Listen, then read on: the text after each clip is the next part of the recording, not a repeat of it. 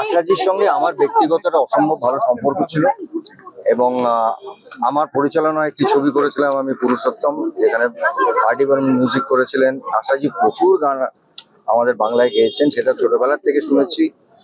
আমি আমার মার কথা বলি, আমার মা না পাগলের মতন ভক্ত ছিল আশাজি, এবং আমার মনে হয় ওনার ভক্ত এরকম কেউ নেই। আমার মনে হয় সারা ভারতবর্ষের গানের জগতের একটা নতুন ট্রেন্ড সৃষ্টি করেছিলেন উনি।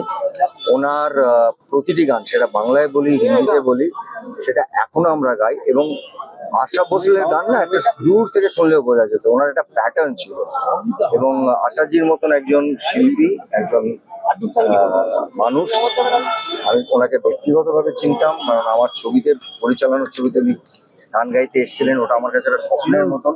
ওই স্বপ্নের দিনগুলো মনে করছি, এবং আমি মনে করি আশা ভোসলের যা গান আছে আর সব ভাষায়, সেটা আজীবন থেকে